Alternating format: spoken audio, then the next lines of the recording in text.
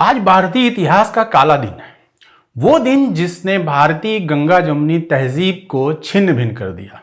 आज ही के दिन यानी 6 दिसंबर 1992 को बाबरी मस्जिद को उन्मादी कारसेवकों की भीड़ ने जमींदोज कर दिया था। और इस घटना के बाद हिंदुस्तान पहले जैसा नहीं रहा।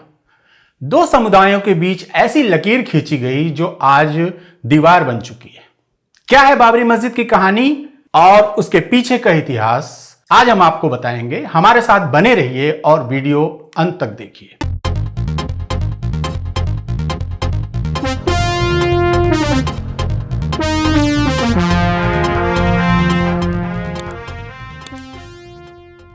नमस्कार, आदाब। मैं हूं इकबाल। आज एक ऐसी कहानी सुनाने जा रहा हूं जिसकी नींव तो बहुत मामूली है, लेकिन इसके ऊपर खड़ी इमारत रोज हमें डराती है। कहानी है उत्तर प्रदेश के एक शहर फैजाबाद में मौजूद छोटे से कस्बे अयोध्या की। 6 दिसंबर 1992 की सुबह आरएसएस, बजरंग दल, विश्व हिंदू परिषद और बीजेपी के आह्वान पर इकट्ठा हुए कारसेवकों की भीड़ ने बाबरी मस्जिद को जमींदोज कर दिया। इसके साथ ही इतिहास में एक काला पन्ना जुड़ गया जो हमारी गंगा जमुनी तहजीब की विरासत पर काले धब्बे जैसा है। हम आज बाबरी मस्जिद की कहानी के जरिए देखेंगे कैसे एक गुमनाम सी इमारत का इस्तेमाल दिल्ली के तख्त को पाने के लिए शतरंज की बिशात की तरह किया गया और मोहरे बने देश के लोग। इतिहास की बात करें तो ऐसा कहा जाता है कि बाबरी मस्जिद का निर्माण सन 1528 में पहले मुगल शासक बाबर के एक सिपहसालार मीर बाकी ने अयोध्या में करवाया। हालांकि इसका कोई स्पष्ट प्रमाण नहीं है, सिर्फ एक शिलालेख है जो सन 1813-14 में प्रकट होता है। फ्रांसिस बुकानन नाम का एक अंग्रेज सर्वेक्षक गोरखपुर डिवीजन का सर्वे करने आता है। उसे अयोध्या की बड़ी मस्जिद, जिसे बाद में बाबरी मस्जिद कहा गया, में एक शिलालेख मिलता है। बुकानन ने फारसी में लिखे इस शिलालेख को एक मुंशी द्वारा कॉपी करवाया और एक मौलवी द्वारा अनुवाद करवाया इसका, जिससे यह स्थापित हुआ कि यह मस्जिद मीर बाकी ने बनवाई है। इसके अलावा बाबरी मस्जिद का जिक्र कहीं नहीं मिलता है। बाबर ने अपनी जीवनी बाबरनामा के नाम से लिखी। उसमें भी उसके अयोध्या जाने, किसी मंदिर को गिराने और मस्जिद का तामीर की कोई जिक्र नहीं है। मुगल सम्राट अकबर के वक्त में हुए राम भक्त कवि तुलसीदास, जिन्होंने अवधी बोली में रामचरितमानस लिखकर भगवान राम को घर घर पहुंचा दिया, उन्होंने भी अयोध्या में राम जन्मभूमि पर किसी मस्जिद के बनाए जाने की बात कभी नहीं की, जबकि उनका सारा जीवन अयोध्या के आसपास ही बीता। तो कैसे मुमकिन है कि राम को जीवन अर्पित कर देने वाले तुलसीदास इतनी बड़ी घटना को नजरअंदाज कर गए?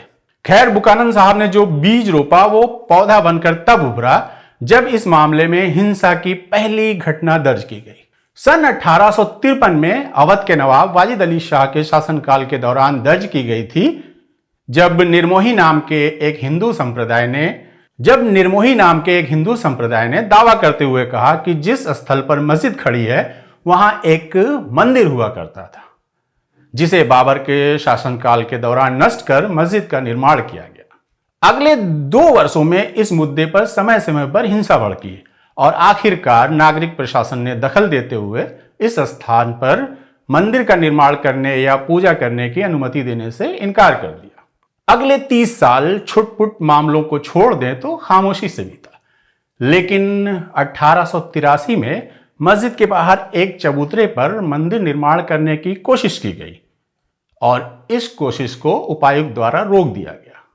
उन्होंने 19 जनवरी 1885 को इसे निषिद्ध कर दिया। इसके अलावा रघुवीर दास नाम के एक महंत ने उप न्यायाधीश फैजाबाद की अदालत में एक मामला दायर किया, जिसमें मस्जिद परिसर के करीब 17 फीट लंबे और 21 फीट चौड़े माप के चबूतरे पर पंडित हरकिशन को एक मंदिर के निर्माण की अनुमति मांगी गई। अदालत ने इस मुकदमे को भी बर्खास्त कर दिया। इसके अलावा एक अपील फैजाबाद जिला न्यायाधीश कर्नल JEA चंबियार की अदालत में दायर की गई। स्थल का निरीक्षण करने के बाद उन्होंने 17 मार्च 1886 को इस अपील को खारिज कर दी। एक दूसरी अपील 25 मई 1886 को अवध के न्यायिक आयुक्त WN की अदालत में दायर की गई। इन्होंने भी इस अपील को खारिज कर दिया और इसी के साथ हिंदुओं द्वारा लड़ी गई पहले दौर की कानूनी लड़ाई का अंत हो गया। इस कहानी के 48 साल बाद 1934 में सांप्रदायिक दंगे हुए और इस दंगे के दौरान मस्जिद के चारों ओर की दीवार और मस्जिद के गुंबदों में से एक गुंबद को दंगाइयों ने क्षतिग्रस्त कर दिया और ब्रिटिश सरकार ने दीवार और गुंबद का पुनर्निर्माण करवाया और मामले को शांत कर दिया। विवाद चलते रहे। इस घटना के 15 साल बाद एक बड़ी वारदात हुई। 22 दिसंबर 1949 को आधी रात को जब मस्जिद की सुरक्षा में लगे गार्ड सो रहे थे, तब राम और सीता की मूर्तियों को चुपचाप मस्जिद में ले जाया गया और वहां स्थापित कर दिया गया। ये एक महत्वपूर्ण घटना थी जो हिंदुस्तान की तकदीर बदलने वाली कहानी की शुरुआत थी। इस खबर को सुनकर तब के प्रधानमंत्री पंडित जवाहरलाल नेहरू ने यूपी के मुख्यमंत्री गोविंद बल्लभ पंत को यह निर्देश दिया कि मूर्तियों को मस्जिद से हटा लिया जाए। पंत के आदेश के तहत मुख्य सचिव भगवान सहाय और फैजाबाद के पुलिस महानिरीक्षक वीएन लहड़ी ने पहले की स्थिति बहाल रखने का निर्देश फैजाबाद को तत्काल भेजा। हालांकि फैजाबाद के जिलाधिकारी और उपायुक्त के नायर को डर था कि हिंदू जवाबी कार्यवाही करेंगे और उन्होंने आदेश लागू करने से मना कर दिया और अपने इस्तीफे की पेशकश कर दी। उनका इस्तीफा तो स्वीकार नहीं किया गया, लेकिन मूर्तियां मस्जिद के अंदर ही स्थापित रही, जिसे बाहर से ताला लगाकर बंद कर दिया गया। ऐसा करके सरकार ने कमजोरी दिखाई और एक गलत मिसाल पेश की। तकरीबन 100 साल के दौरान एक छोटी सी गुमनाम मस्जिद बड़ा मुद्दा बन चुकी थी। देश को हिंदू राष्ट्र बनाने का सपना देखने वाले आरएसएस और उसके राजनीतिक विंग भारतीय जनता पार्टी ने समझ लिया था कि हिंदू राष्ट्र का रास्ता अयोध्या से होकर ही गुजरता है और साथ ही दिल्ली की सत्ता भी। 1984 आते आते आरएसएस के अंग विश्व हिंदू परिषद ने मस्जिद के ताले खुलवाने के लिए देश में बड़े पैमाने पर आंदोलन किया और आंदोलन को आरएसएस से छीनकर उसे अप्रभावी बनाने की कोशिश के दौरान 1985 में कांग्रेस की राजीव गांधी सरकार के कार्यकाल के दौरान अयोध्या में राम जन्मभूमि बाबरी मस्जिद का ताला खोल दिया गया।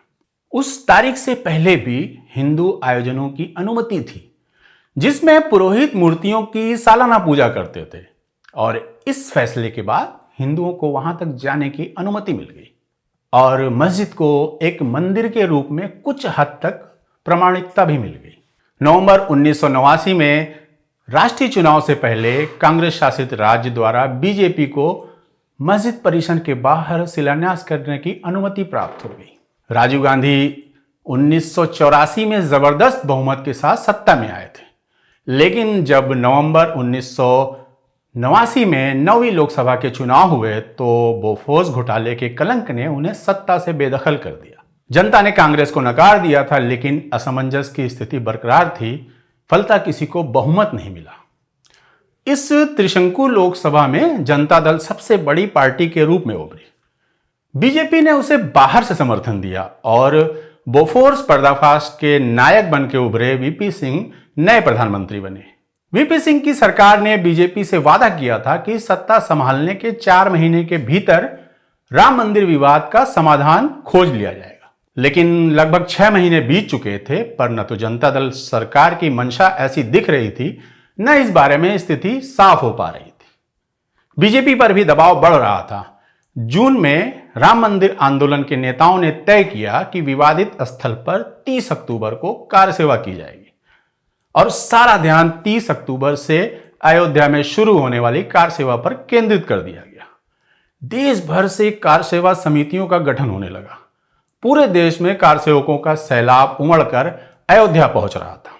12 दिसंबर को बीजेपी अध्यक्ष लालकृष्ण आडवाणी ने 11 अशोक रोड स्थित पार्टी कार्यालय में एक महत्वपूर्ण प्रेस कॉन्फ्रेंस बुलाई और इसमें ऐलान किया गया कि सोमनाथ से 25 सितंबर को रथ यात्रा शुरू होगी, जो 10,000 किलोमीटर की दूरी तय करके 30 अक्टूबर को अयोध्या पहुंचेगी और कार सेवा में हिस्सा लेगी। एक रथ बनाया गया और उस रथ पर सवार होकर दक्षिण से अयोध्या तक की 10,000 किलोमीटर की यात्रा की शुरुआत हुई।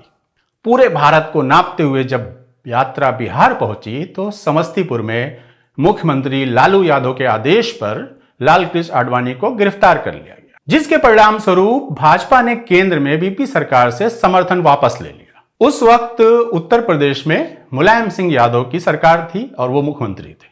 प्रशासन ने अयोध्या में कर्फ्यू लगा रखा था, जिसके चलते कार सेवकों का प्रवेश नहीं करने दिया जा रहा था तथा पुलिस ने बाबरी मस्जिद के 1.5 किलोमीटर के दायरे में बैरिकेडिंग कर रखी थी। मुलायम सरकार की तमाम पाबंदियों के बावजूद 30 अक्टूबर को लाखों कार सेवक अयोध्या पहुंचे। लाठी गोली के बावजूद कुछ कार सेवक मस्जिद पर चढ़ गए, लेकिन अंत में पुलिस भारी पड़ी। प्रशासन ने काबू से बाहर हो रहे कार सेवकों पर गोली चलवा दी, जिसमें 16 कार सेवक मारे गए। बाबरी मस्जिद के इतिहास में यह पहला बड़ा आंदोलन था जिसके जरिए भारतीय जनता पार्टी मजबूत होती गई और अगले कुछ सालों में हिंदी पट्टी की राजनीति में प्रमुख ताकत बनी। 4 राज्यों में उत्तर प्रदेश, मध्य प्रदेश, हिमाचल और राजस्थान में सरकार बनाई और दिल्ली की गद्दी की ओर मजबूती से बढ़ चली। इस घटना ने तय किया था कि मस्जिद पर जितने हमले होंगे, हिंदू धर्म की राजनीति करने वाले उतने ही मजबूत होंगे। वीपी सिंह की सरकार तो आंदोलन में निपट गई और उसके बाद कांग्रेस के बाहरी समर्थन से चंद्रशेखर जी प्रधानमंत्री बने, जो भी ज्यादा दिन नहीं चले। कुल 7 महीने वो प्रधानमंत्री रहे। उसके बाद चुनाव हुए और चुनाव प्रचार के दौरान एक दुखद घटना हुई। तमिलनाडु के श्री पेरुम्बुदुर में लिट्टे के आत्मघाती आतंकवादियों ने 21 मई 1991 को राजीव गांधी की हत्या कर दी। चुनाव में कांग्रेस की वापसी हुई और पीवी नरसिम्हा राव प्रधानमंत्री बने और बीजेपी भी 120 सीटें जीतकर मजबूत रूप से अपनी उपस्थिति दर्ज कराई, जो पिछले चुनाव के मुकाबले 35 सीटें ज्यादा थी। विश्व हिंदू परिषद के साथ बीजेपी ने फिर से राम मंदिर आंदोलन शुरू किया। उत्तर प्रदेश में तब बीजेपी की ही सरकार थी, जिसके मुख्यमंत्री कल्याण सिंह थे और एक बार फिर से पूरे देश से कार सेवक अयोध्या पहुंच रहे थे। 5 दिसंबर को अयोध्या में ऐसा माहौल था कि इस बार मस्जिद को निपटा ही दिया जाएगा। उस वक्त वहां मौजूद पत्रकारों ने बताया कि आरएसएस और बजरंग दल के लोग कार सेवकों को मस्जिद गिराने का प्रशिक्षण दे रहे थे। 6 दिसंबर को बीजेपी के अगली पंक्ति के नेता लालकृष्ण आडवाणी, मुरली मनोहर जोशी, उमा भारती और बजरंग दल के अशोक सिंघल इत्यादि मंच पर मौजूद थे और अपने भाषण से कार सेवकों में जोश भर रहे थे। हालांकि नेताओं ने वादा किया था कि कार सेवा सिर्फ सांकेतिक होगी। मुख्यमंत्री कल्याण सिंह ने सुप्रीम कोर्ट को भरोसा दिलाया था कि मस्जिद को कुछ नहीं होने देंगे, लेकिन असली इरादे साफ दिख रहे थे। सुबह 11:20 पर बाबरी मस्जिद का पहला गुंबद गिरा दिया गया और कुछ ही घंटों में पूरी मस्जिद जमींदोज कर दी गई और उसके बाद सब कुछ बदल गया। बीजेपी के शासन वाली उत्तर प्रदेश, मध्य प्रदेश, राजस्थान और हिमाचल की सरकारें बर्खास्त कर दी गई। देश में दंगे भड़क उठे, जिसमें तकरीबन 2000 लोगों की जान गई।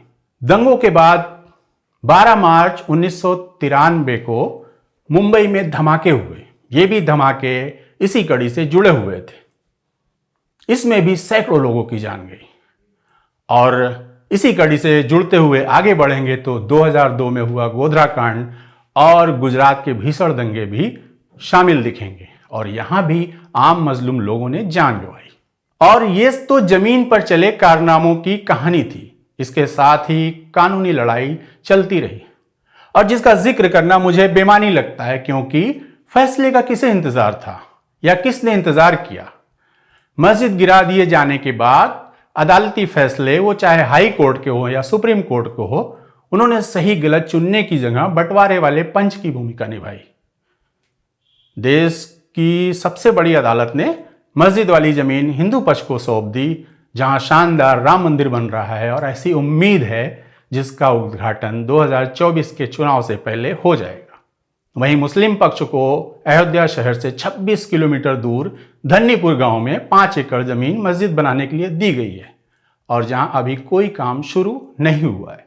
राम मंदिर आंदोलन की बुनियाद पर खड़ी हुई पार्टी आज पूरे बहुमत के साथ नरेंद्र मोदी के नेतृत्व में देश चला रही और आंदोलन चलाने वाले तब के नेता मार्गदर्शक मंडल की शोभा बढ़ा रहे। लेकिन आरएसएस का हिंदू राष्ट्र का सपना जमीन पर कदम बढ़ा रहा है।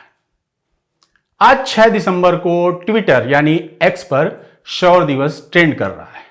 वहीं देश का वो तबका जो इंसाफ के साथ हमेशा खड़ा रहता है, वो काला दिवस मना रहा है, क्योंकि ये वही दिन है जिसने देश के बीच एक मोटी लाइन खींच दी। माहौल कितना भी निराशाजनक हो, फिर भी उम्मीद का दामन छोड़ने की बात करना आज भी गलत है।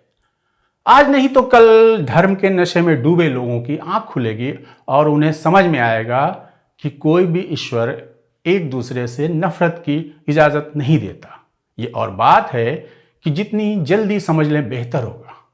जितना समय बीतता जाएगा खाई उतनी चौड़ी होती जाएगी और उसे पाटने में भी उतना ही ज्यादा वक्त लगेगा। द क्रेडिबल हिस्ट्री आप लोगों के लिए उन बातों पे बात करता है जो हक परस्त इंसान की बातें होती हैं और उन लोगों को हमेशा किनारे करता है जो बांटने वाली बात करते हैं। आप हमारा वीडियो देखते हैं, शेयर करते हैं, लाइक करते हैं और अगर अभी तक सब्सक्राइब नहीं किया हो तो सब्सक्राइब कर लें।